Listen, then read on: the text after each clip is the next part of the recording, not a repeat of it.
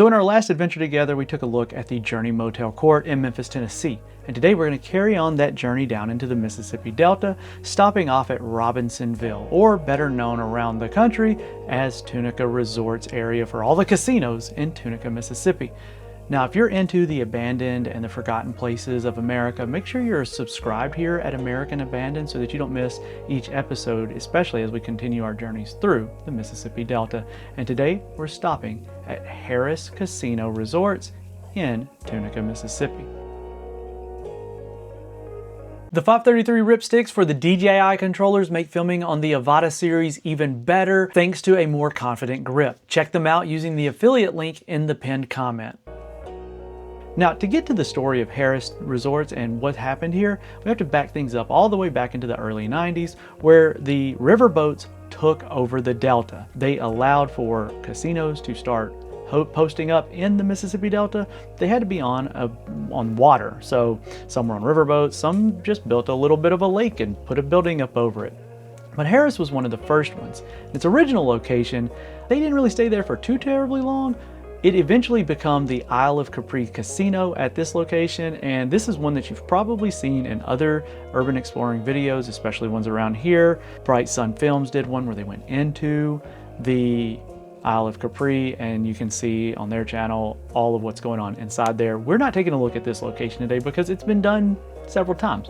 We're actually taking a look at the final location of the Harrah casinos. And why we're going there is because a lot of that still exists, but to back it up, the original location was Grand Casinos Tunica, and this was massive. We're talking 140,000 square feet of casino floors, 1,356 rooms across 3 hotels, 2,500 seat event center, a golf course, and even more. So what happened? Well, if you remember, many people seem to have forgotten, in 2011, there was massive flooding throughout the Mississippi Delta. The river was cresting, it was overflowing, whole places were going underwater, and one of the worst hit was the casinos in Robinsonville. The Harrah Casino actually went like really deep underwater, letting in all kinds of wildlife. I mean, listen, if it's flooding, you know it's not good. And especially if a riverboat is getting flooded, you know it's really bad. But that really just kind of accelerated the decline. It was already kind of struggling with competition from Southland Casino in West Memphis, Arkansas, which may sound, you're saying Tunica, Mississippi, West Memphis, Arkansas. It's really not that far away. People that lived in Memphis had the option to go to Southland or go to Tunica, and when it flooded, it really gave people the opportunity to start visiting Southland. That place has blown up since, while Tunica has quite struggled. But the location of Harrah is what's so wild because this is huge. And in 2014, so 3 years after all of this happened, it went dormant. They shut it down. So what we're doing today is we're going to take a look at what's left and how things stand today and what's going on with it. So we're going to kick things off by talking about, again, what's left? A lot, actually. A surprising amount of security is here. What are these guys hiding?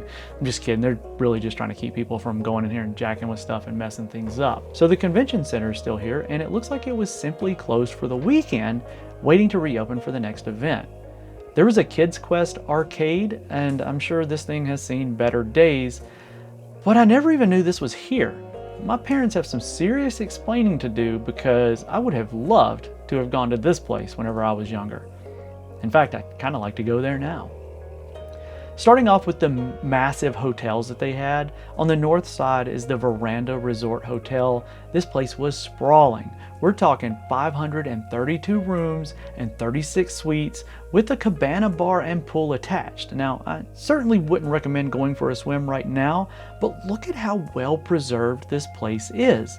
It was clearly built quite well. We're talking 10 years now that nobody's been here and it still looks like it does. If we venture just south, there was an even larger terrace hotel and spa, and I bet you can guess why people would have picked this one over the Veranda.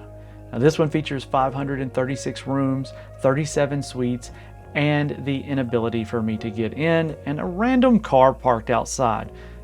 It's kind of sketch whenever you start seeing things like this.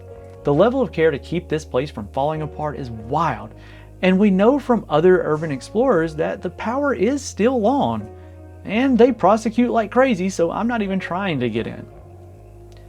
The adjacent golf course has pretty much returned to nature, but the clubhouse, now that looks like it could be ready to reopen in no time.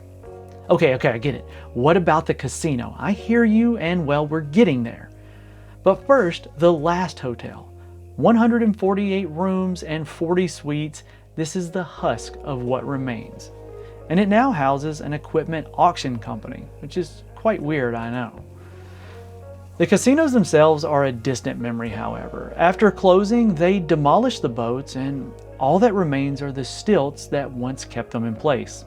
A reminder of what stood, or floated rather. Well, what about today? This place sits in a kind of purgatory of unknown, which is why I'm covering it here.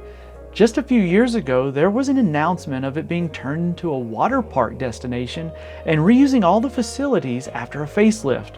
It's kind of ironic since the floods are what accelerated the decline of the casino traffic, and well, that was supposed to have been completed in 2022. Obviously, that didn't happen. In 2024, there was a bid for use the facilities to house immigrants, and this sparked a fierce debate and ultimately was voted to not happen. Today it sits, powered, monitored, and forgotten by most. As for us, it is time to move on, but maybe not before I grab a bite to eat at the Hollywood Cafe. We'll see you in the next one.